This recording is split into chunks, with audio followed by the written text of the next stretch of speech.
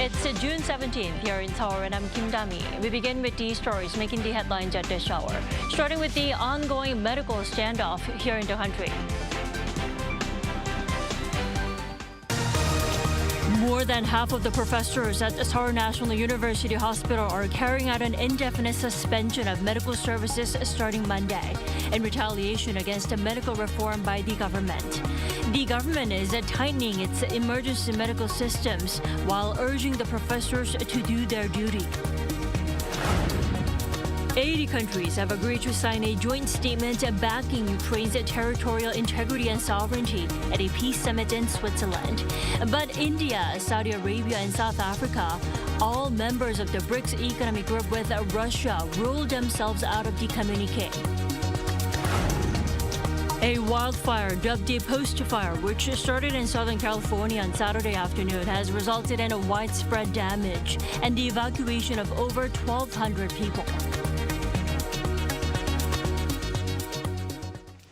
Professors at the Seoul National University Hospital are set to begin their walkout, with no resolution reached with the government over the medical school quota expansion. But the reduction in services will not affect severely ill patients. Yoon reports.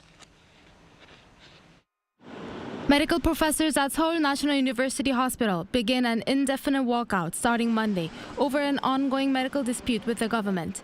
Professors from 3 affiliate hospitals, including Seoul National University Bundang Hospital, are also participating in the walkout. However, an emergency committee from the hospitals emphasized that essential care would continue for patients with severe illnesses and rare diseases during the period, and estimated an overall reduction in services of approximately 40%.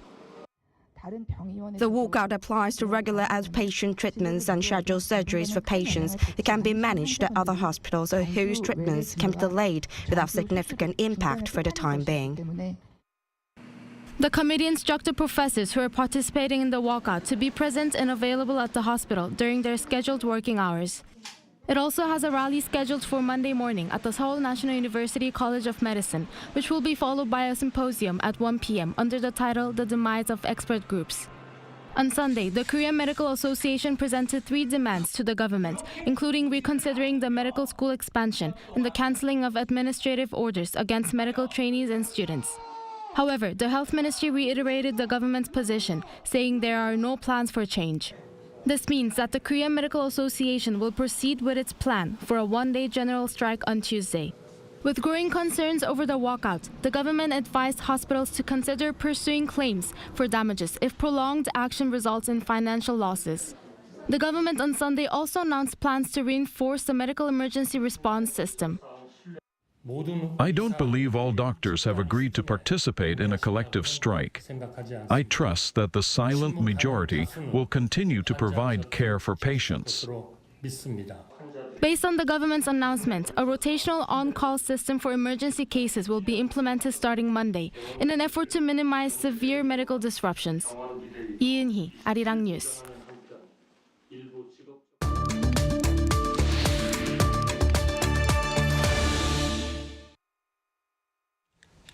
President Yoon returned from his 3-nation tour of Central Asia over the weekend. As he set out his K-Silk Road initiative, Korea's first strategy to increase cooperation with the region.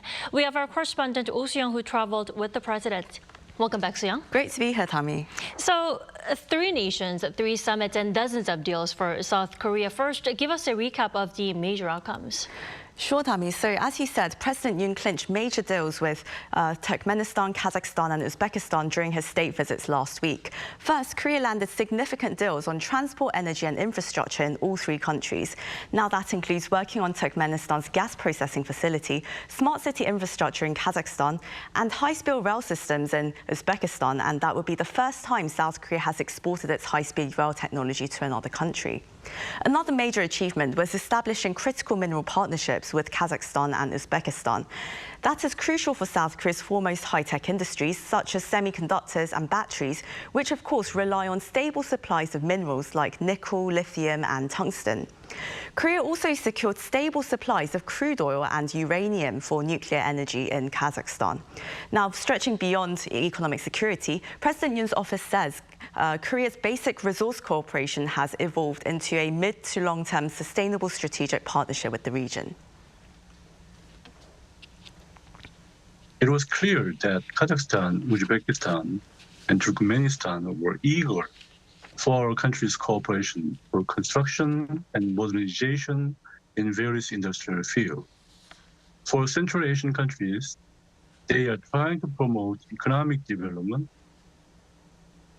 by taking advantage of the trade and capital flows that began to increase rapidly to the Central Asian region due to the war in Ukraine. This is an opportunity to find a solution that aligns the interests of both parties and mutually beneficial. In this regard, key deals were signed on fostering green technology as a response to climate change, concessional loans and development assistance, agricultural technology for food security, research and technology in cutting-edge fields, along with education and vocational training, as well as support for young innovators. There was also solidarity on region and global challenges. All three countries joined South Korea in calling for the complete denuclearization of North Korea. The support of these former Soviet republics is particularly significant ahead of Russian President Vladimir Putin's expected visit to Pyongyang, which could enhance their weapons cooperation. So this all ties into the so-called K-Silk Road initiative launched earlier this month. Now, we heard why what it's about, but why are partners with Central Asian countries so critical? Well, I would say that the biggest reason is really the long list of global complexities and uncertainties that we face in trade and geopolitics. As power rivalry, economic nationalism and the race for technological supremacy continues to intensify, especially with the war in Ukraine and now the Israeli-Hamas conflict in the Middle East. Central Asia's strategic importance has grown as a geographical bridge between Asia and Europe, with major powers vying for access to key resources and the so-called middle corridor trade route. However, Seoul's approach goes beyond the interests of economic security. Its new K-Silk Road initiative aims to build not only resources cooperation with 5 Central Asian countries, but also partner with them on their developmental challenges and increase cultural cooperation and interpersonal exchanges, really tapping into their young and dynamic demographics. South Korea may actually have an advantage here due to its pragmatic diplomacy and soft power.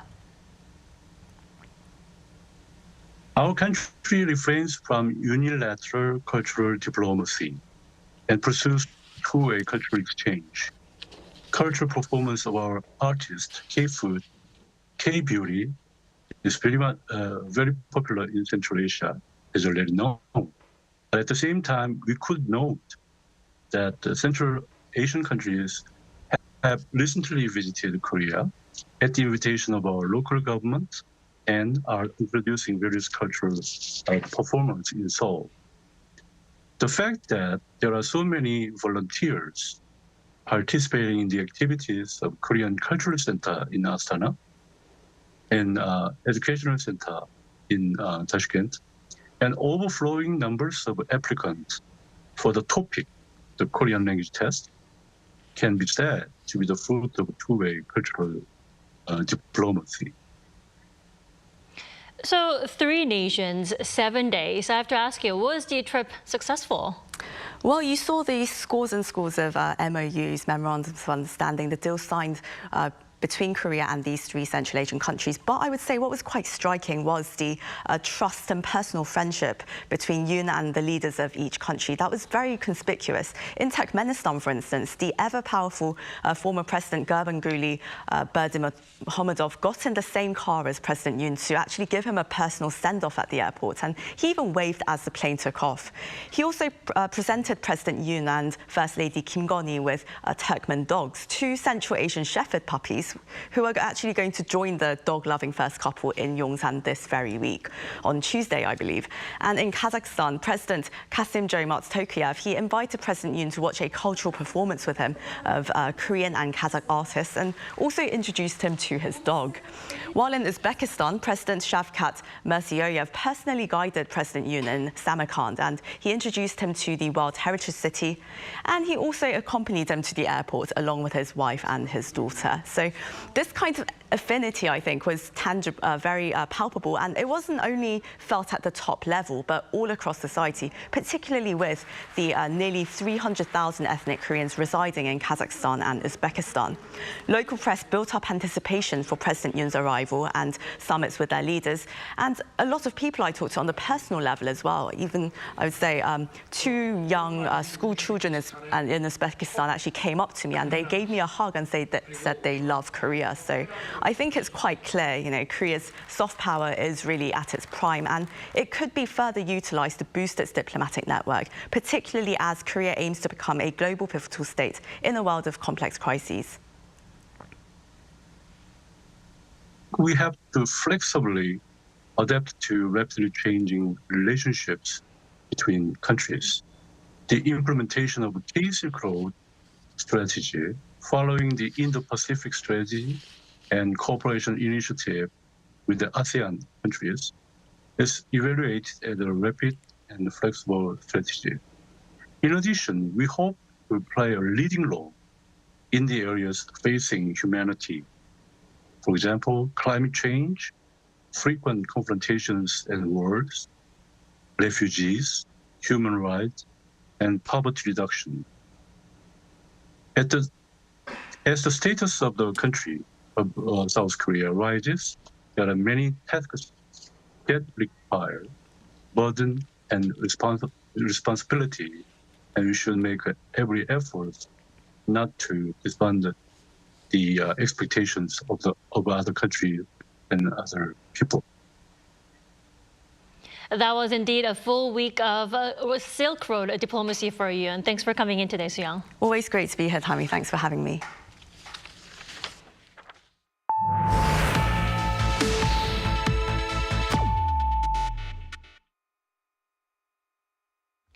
The Ukraine Peace Summit came to an end after 2 days in Switzerland. But the event ended with many of the major countries not signing the joint communique. Lee Seung-jae reports. Over 2 years since the start of the war in Ukraine, countries continue to look for a way to bring it to an end. However, at the end of the 2-day Ukraine Peace Summit held in Switzerland, a number of countries were unable to come to an agreement over the wording of a joint communique and decided not to sign it. The joint communique was signed by 80 out of 93 participating countries and 3 EU institutions: the European Parliament, the Council of the European Union, and the European Commission. Russia was not invited to the event, and China did not join despite an invitation. Among the countries that decided not to sign the joint communique were members of BRICS, including Brazil, India, South Africa, and the UAE. However, other major countries also decided to take a more neutral stance, including Mexico and Indonesia. The failure to sign comes despite the fact that the joint communique takes into account the participation of BRICS members and does not explicitly condemn Moscow for its actions. Instead, it recalls the Charter of the United Nations, reaffirming its commitment to refraining from the threat or use of force against territorial integrity or political independence of any state, adding that the principles of sovereignty, independence, and territorial integrity of all states, including Ukraine, must be respected. It also condemns any threat to use nuclear weapons, while favoring the protection of Ukrainian power plants, including Zaporizhia, which Russia currently occupies. The declaration also calls for unhindered grain exports from Ukraine, the exchange of prisoners of war, and the return of children and other civilians abducted from Ukraine to Russia. Co-host Switzerland said it's looking into a follow-up event with Russia invited to participate. Lee Seung-jae, Arirang News. The Israeli military announced Sunday that it will halt fighting during daytime hours in southern Gaza to free up a backlog of humanitarian aid. The military said the tactical pause will begin at 8 a.m. and continue until 7 p.m. daily until further notice. The move will allow for trucks to deliver aid to Palestinians in areas that have been obstructed since Israeli ground troops moved into Rafah in early May. However, according to Israeli media, Prime Minister Benjamin Netanyahu expressed opposition and called the measure unacceptable, while stressing offensives in Rafah would proceed as planned. Going to a hair salon or a barbershop is a normal part of life for most people. But for people with disabilities and limited mobility, even going once can be quite challenging. Now, there's a special salon designed for these people. Our Choi Soo-hyung has more. It's an ordinary hair salon in Seoul, but it has no steps or stairs. It's a salon created by Nowon-gu District Office just for the district's disabled residents. The first branch opened 2 years ago, and due to the overwhelming demand, it established a second branch within just 1 year. In November 2023, the Hue Hair Cafe opened its second branch in Nowon-gu District. Here at the Gongneung branch, even the smallest barriers have been removed to improve access for disabled customers. There are braille blocks near the entrance, and charging facilities are available for electric wheelchair users. The mirrors in the lavatory are installed lower than usual. Everything from haircuts to dyeing and shampooing can be done all at once without moving to a separate shampoo room. The cost for a haircut is around $5, and even a perm is less than $14. Data from the Korea Consumer Agency in May shows the average cost for a haircut in downtown Seoul is over $15. Before the Hue existed, the customers' family members usually cut their hair at home, or they visited a regular salon once every 2 or 3 years. So good to be here. It's affordable, there's a restroom inside, and I can do everything from cutting to styling my hair all at once. The hair designer said that she just focuses on making customers happy. Serving customers is my job here at the hair shop anyway. I provide the exact same service like others. I'm just a hairstylist. When customers leave satisfied with their hairstyle, it makes me happy. That's all. The Nowon-gu office has been communicating with disabled people and their families about what they need in their daily life. There are several joint bodies for communicating with disabled individuals in our district office. They've consistently requested hair salons. In response, Nowon-gu office has taken the initiative to assess and establish these facilities. An expert said the facilities only for disabled people might seem like another form of segregation, but these disabled-friendly spaces are still necessary. We need to consider whether there have been sufficient facilities available for disabled people in the region until now. For most people, going to libraries, coffee shops, hospitals, and hair salons is so normal in their daily lives. However, for disabled people, it was hard to access these common facilities in the local community. She added that more support and attention is needed from both the public and private sectors. I hope that private and public sectors can collaborate more to create barrier-free facilities. When the government supports private business owners trying to make disabled-friendly hospitals or salons, it could become easier. Customers at the Hue Hair Cafe said that they hope hair salons for disabled people can one day be found nationwide. Choi Soo-hyung, Arirang News. Last week was an exciting one for BTS fans, with member Jin returning from the military and the band celebrating the 11th anniversary of their debut. Our culture correspondent Song Yoo-jin has this story. 둘셋 방탄 안녕하세요 방탄소년단입니다. 아미. The first of the 7 BTS members is back. Jin, the eldest and the first to begin his 18-month mandatory military service, was discharged from the army on June 12th. Now he's back with his devoted armies. The 31-year-old wasted no time and held a fan meet and greet the very next day. For fans, it felt like a double celebration, as the event was part of the annual BTS Festa. So every year, BTS holds this BTS Festa to celebrate the anniversary of the band's debut, June 13th, with their fans. Now this year, despite the temperature soaring above 30 degrees Celsius, as you can see, the festival site is packed with fans.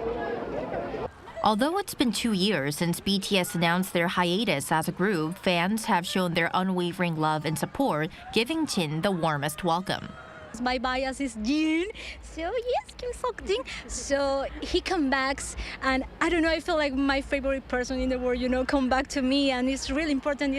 So the wait of like 1.5 years, like it came to an end and we see him so happy, so handsome. It made us feel like so proud. Experts credit this to the members staying connected with fans by releasing music prepared before their enlistment. Recently, the industry has been trying to minimize the military hiatus for male celebrities. This approach is also seen with actors like Park Bo-gum and Lee Do-yeon, who released movies while doing their service. Additionally, fans now feel the wait is shorter because the military service period has been reduced to about 1.5 years. Fans say it's because of the group's unique charm and continued loyalty. Their performance and skills are always top-notch. There's no one like them. A lot of things happened in the pandemic, and the BTS look like saved me in this moment.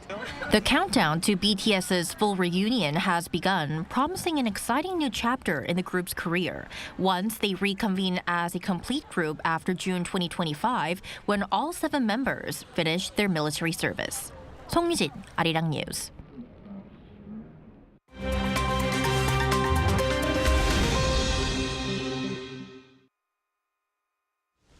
Good morning, I'm Kim Xiang, and now we turn off to stories from around the world. We begin today in the US, where over 1,000 people have been forced to evacuate due to a wildfire in Southern California named the Post Fire, which has burned over 12,000 acres as of Sunday afternoon local time. According to the Los Angeles County Fire Department, the California State Park Service has evacuated 1,200 people, mainly campers in Hungry Valley Recreation Area in Gorman, and closed off the site along with the Pyramid Lake Reservoir. According to the California Department of Forestry and Fire Protection, the blaze started on Saturday near the Interstate 5 freeway in Gorman, some 100 kilometers northwest of Los Angeles. Authorities reported that over 300 firefighters, including air tanker crews, are working to contain the fire. While the cause of the fire remains under investigation, CAL FIRE has said that only 2% has been contained as of Sunday. While this year's Hajj pilgrimage is in full swing in Mecca, Saudi Arabia, the intense heat has left at least 14 pilgrims dead, while over a dozen have been reported missing.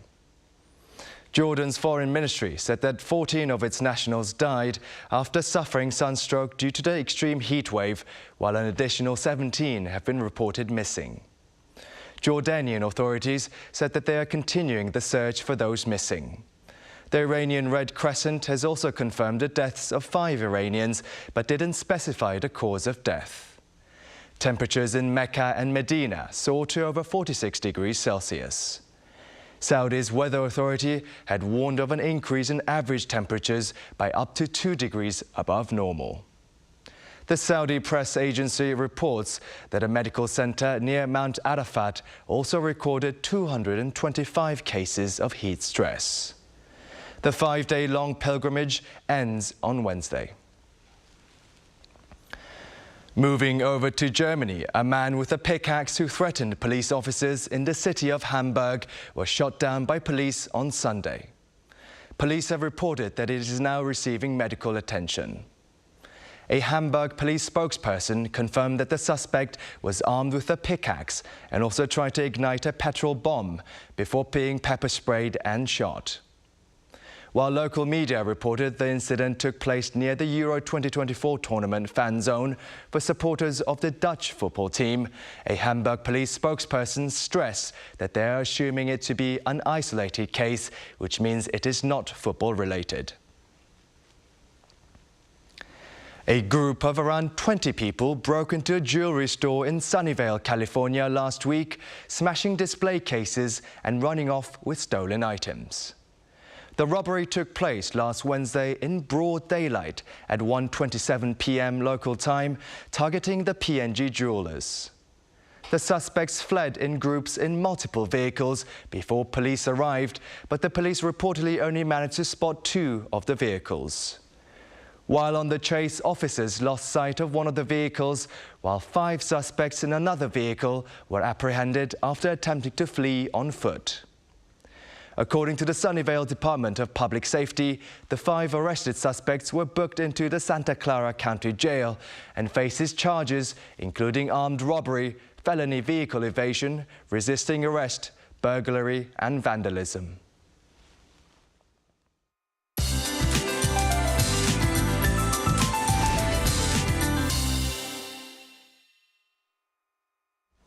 Good morning. After some slight heat relief on Saturday, the heat is back again. And especially those in Gangneung will notice temperatures jumping nearly 5 degrees this afternoon.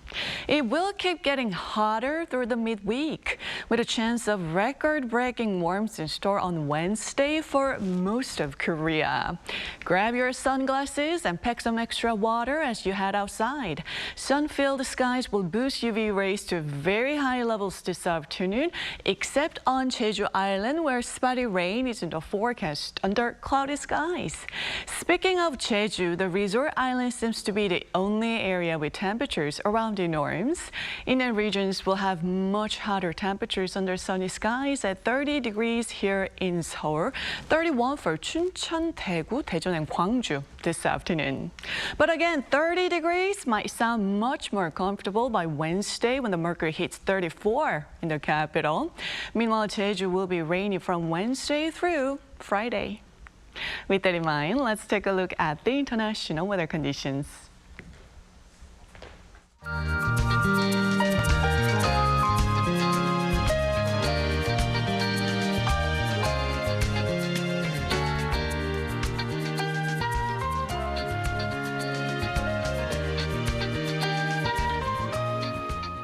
We thank you for watching New Day at Arirang. We'll be back tomorrow at the same time, 9 a.m. Korea time.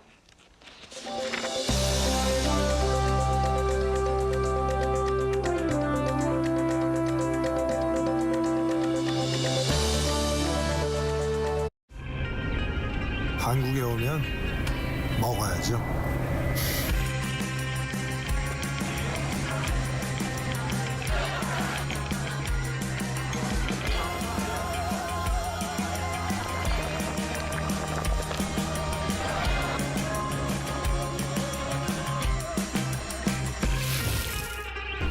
먹어도 끝이 없는 나라. 감당할 수 있겠니?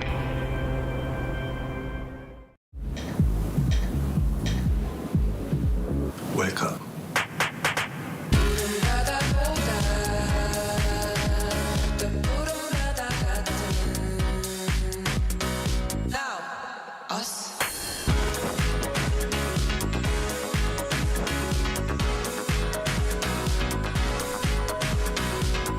엄청난 에너지를 춤으로 뿜어내는 나라. 감당할 수 있겠니? 웰컴.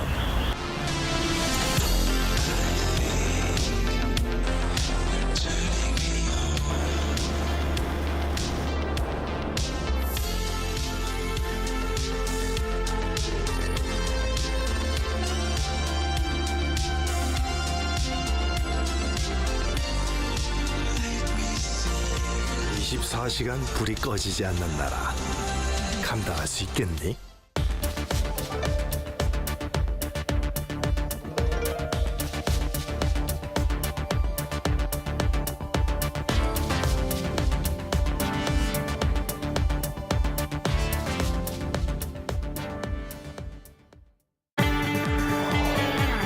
Arirang TV is conducting a quality and satisfaction evaluation to enhance the broadcast service for viewers worldwide.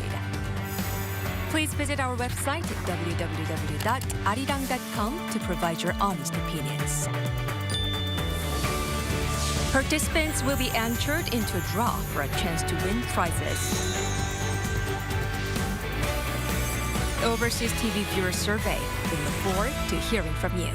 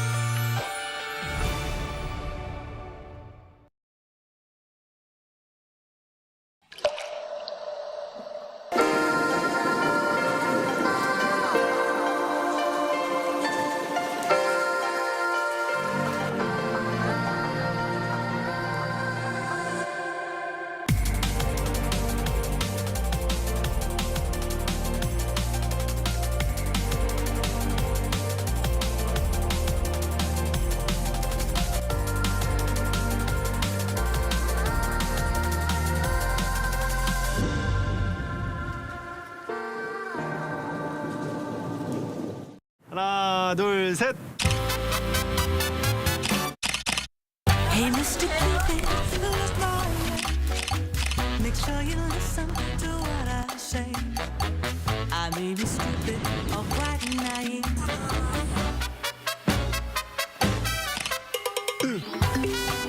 끝없이 쏟아지는 포토 스팟.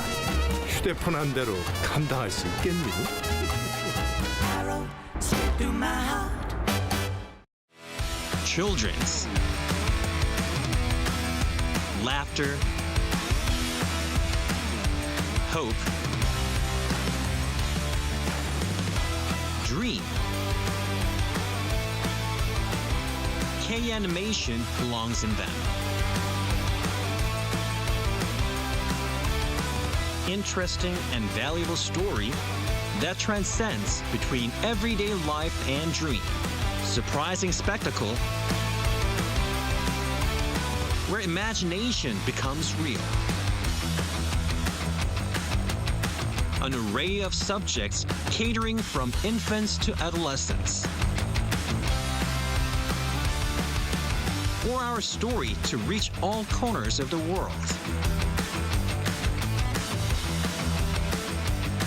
K-animation makes healthy laughter for children.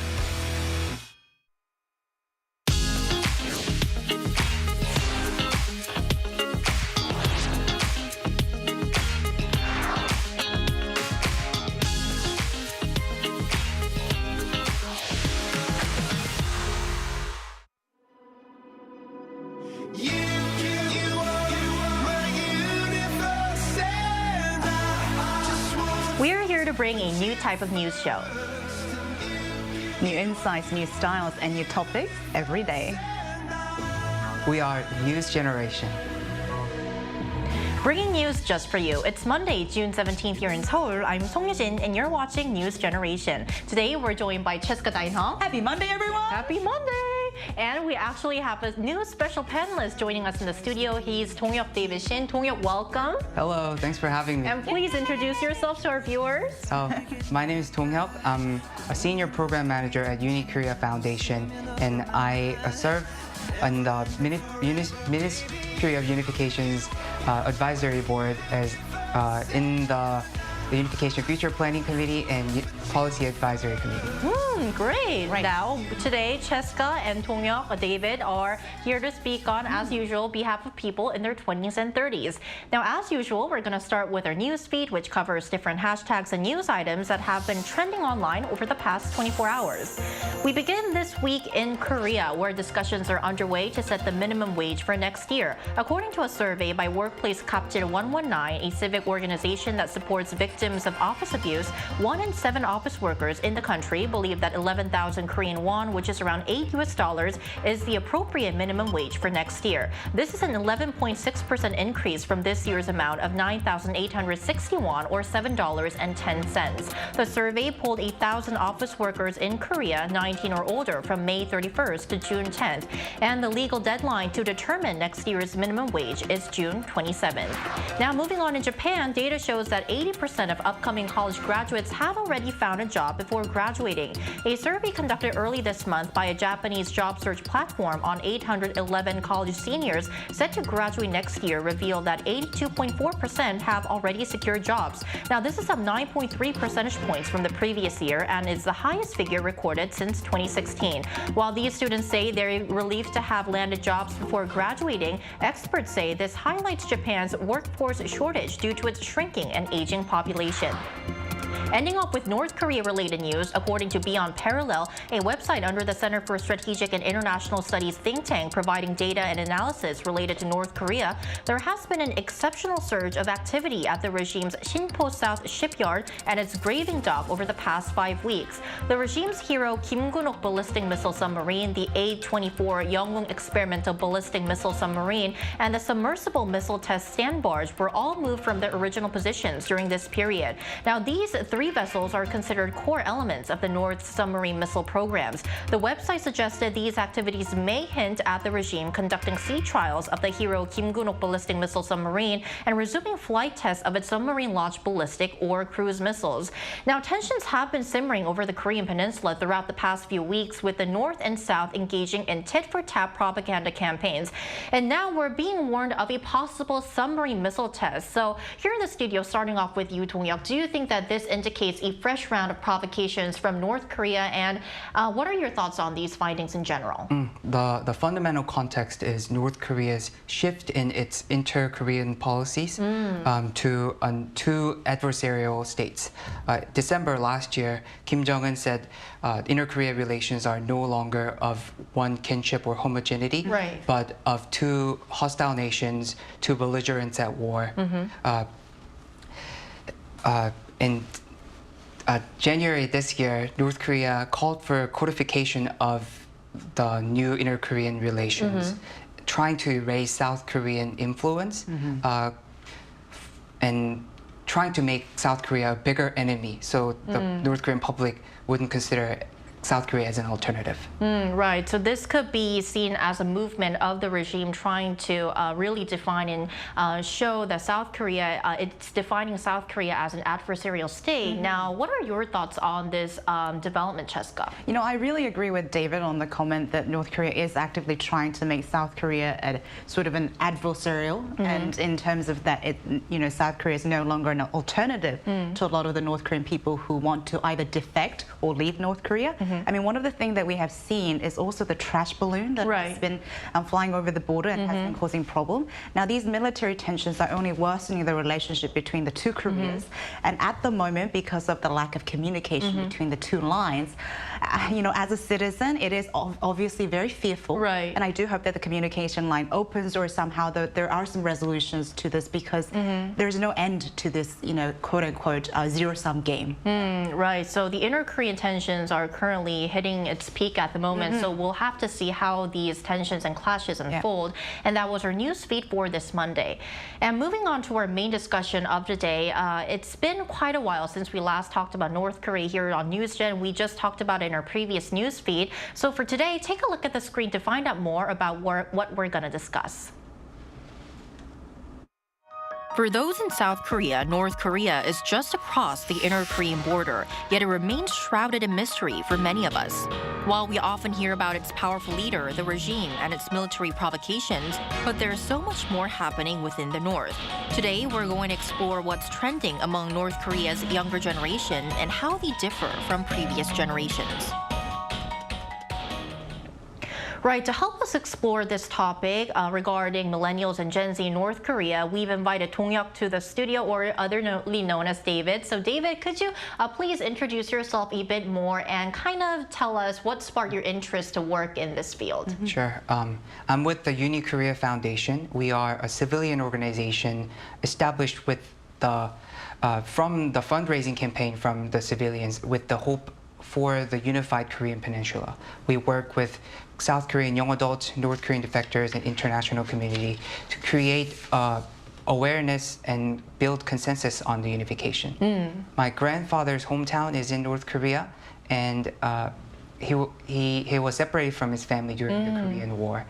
And I grew up listening to his hopes for unification and with many trips to inter-Korean borders. It's really amazing that David started his career after listening to stories of his grandfather. Yeah, that's a very touching testimonial. Thank you for sharing. Yeah, definitely. And Dong, I want to ask you now, back to our discussion. One of the reasons why we chose to discuss North Korea this week is due to the rising inter-Korean tensions, especially in the past few weeks over the Korean Peninsula. So could you please walk us through the recent developments? Sure. The rising tensions in the Korean Peninsula are multifaceted. Between May 28th and June 9th, North Korea launched 1,600 balloons filled with trash and propaganda in 4 different rounds. Also, North Korean military is erecting walls and digging grounds inside of DMZ, and possible Putin's visit to Pyongyang early this week. These are the signs of Kim regime's attempt to counteract its negative effect of the nuclear development on regime maintenance. which has been more difficult recently. Right. North Koreans are discontent. So North Korea tries to reject South Korean influence and eliminate South Korean culture. So the North Koreans wouldn't consider South Korea as a future alternative. Right. And will North Korea continue to send these balloons and try to make other provocations? I assess that it will remain, but not long term, because it is transactional and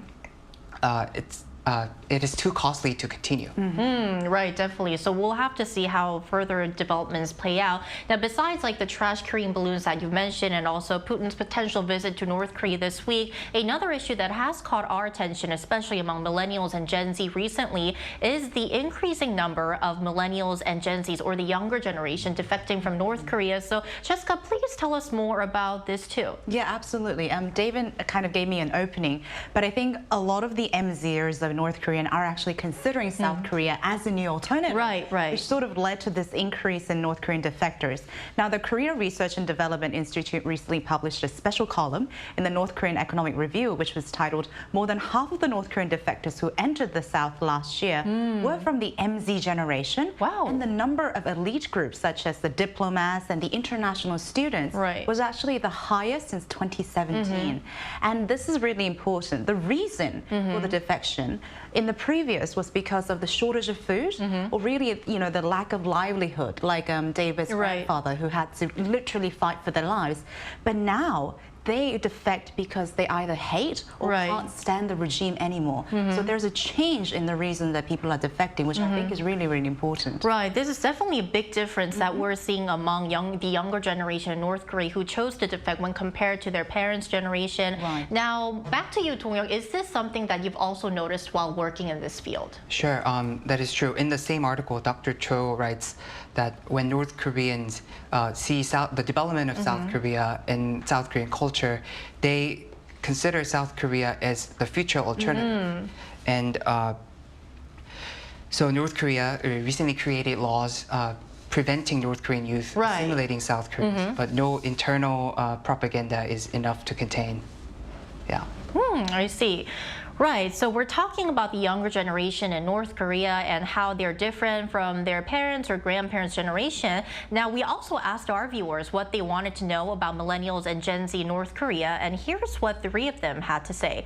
So if we look at the comments, Sean Mendes, quite a name, says, "What aspects of daily life in North Korea do you think are most misunderstood by people outside it?" Leon says, "What are some popular hobbies or activities enjoyed by young people in North Korea? How much access do young people have to music and entertainment like movies and TV shows? What is the education system like for MZers in North Korea?" Kiras Bell asks, "What aspects about North Korea made you want to leave, and did any outside information influence your decision even more?" Right, so these are some of the questions that our viewers want to ask towards the younger generation of the regime. So now, to help us answer these questions, we're going to invite an expert to join our discussion right after the break.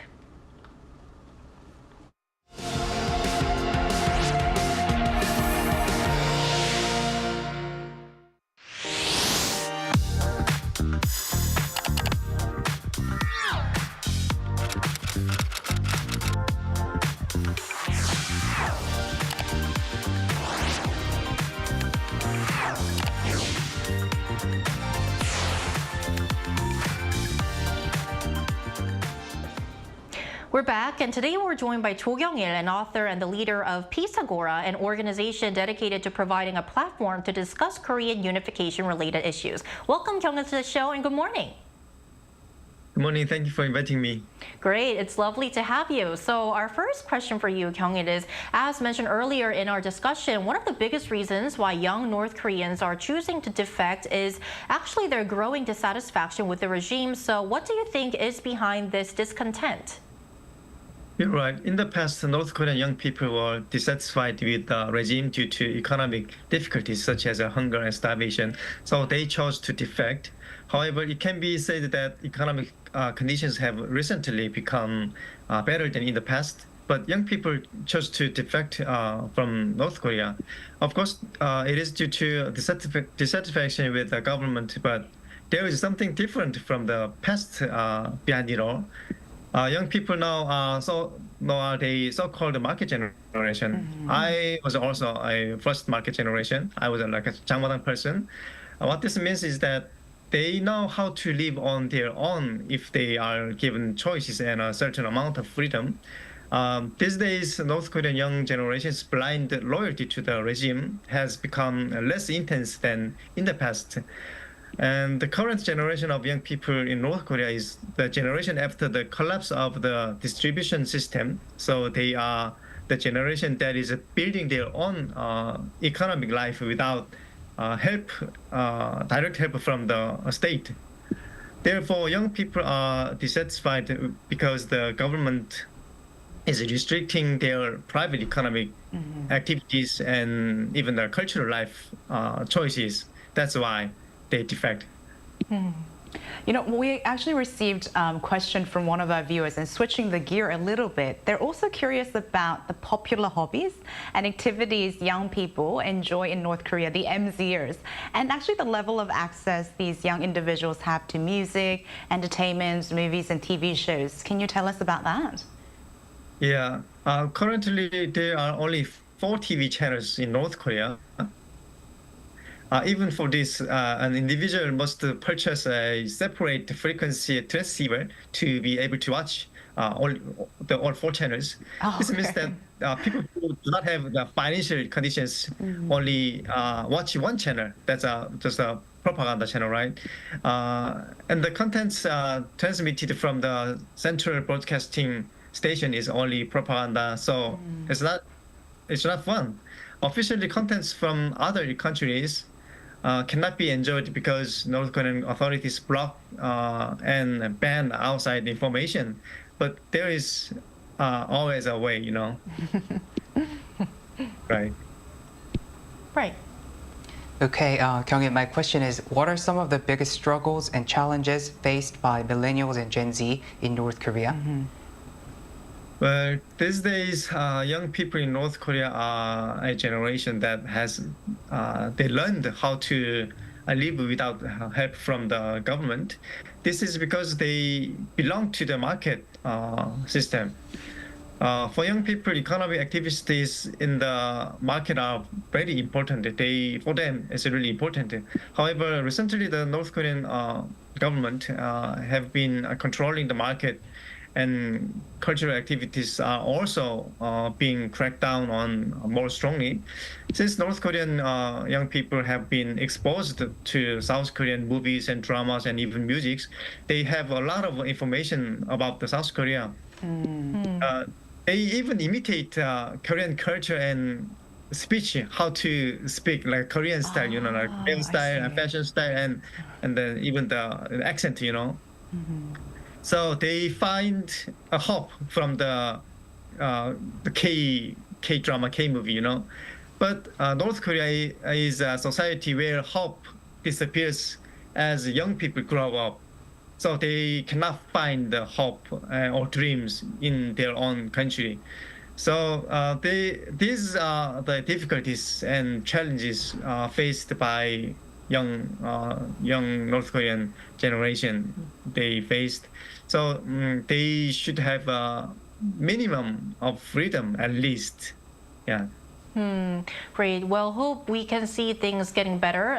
That's all the questions we have for you, Kyung-il. Thank you so much for your time today. We really appreciate it. Thank you. Thank you so much.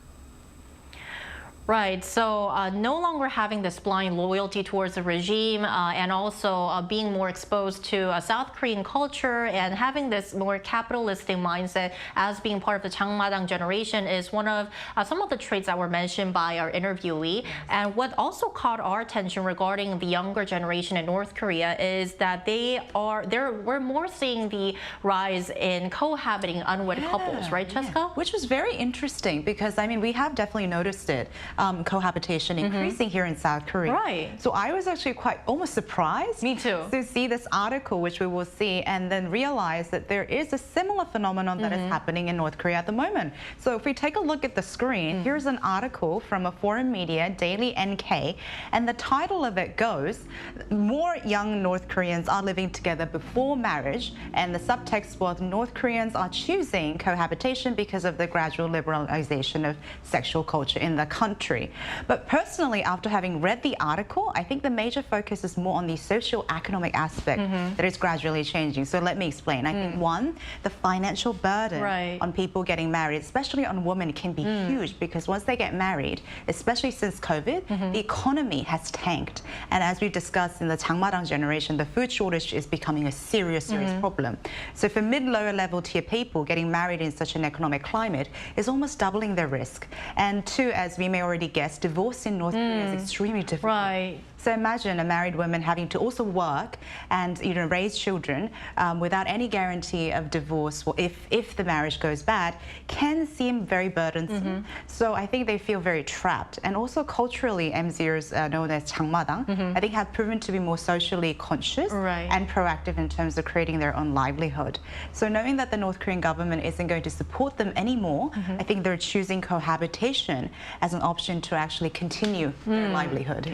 Right, so increased financial burden and also the stress or the burden of juggling life at home and also work. I think these are one of the main reasons why the younger generation here in South Korea are kind of dreading or deciding whether to have kids or not. So, which is one of the reasons why our country is concerned about the plummeting birth rate. So I want to ask you, Dong-hyuk, has this new trend among millennials and Gen Z in North Korea actually led to a lower birth rate in the regime?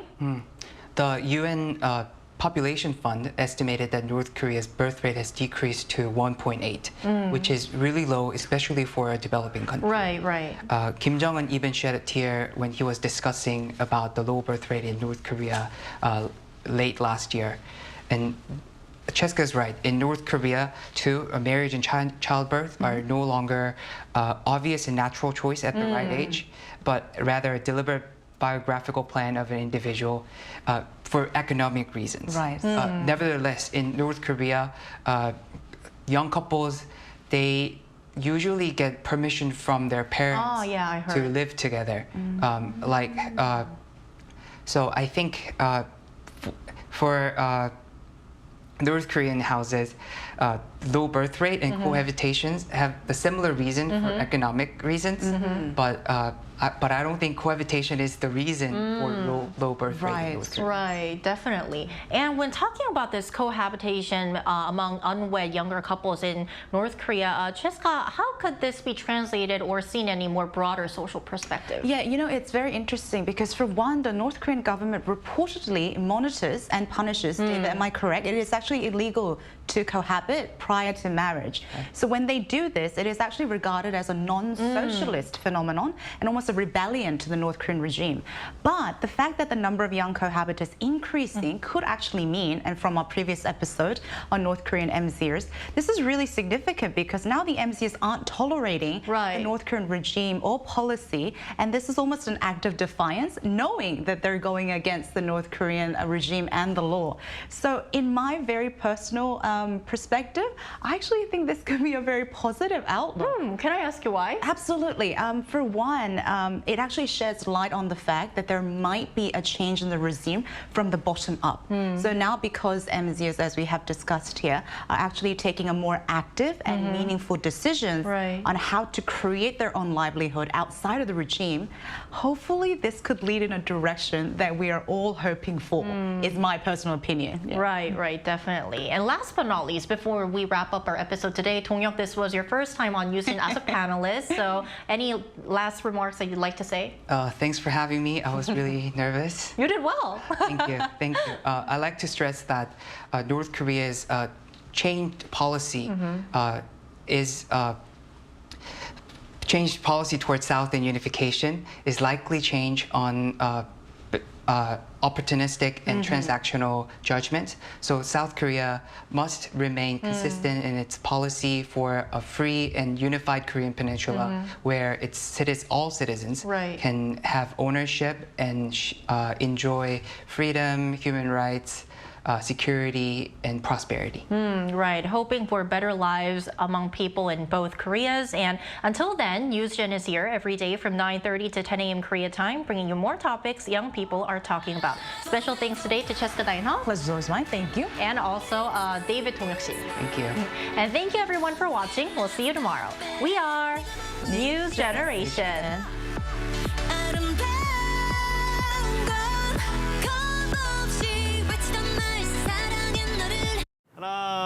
둘, 셋. Hey, Mr. Cupid, look my way. Make sure you listen to what I say. I may be stupid or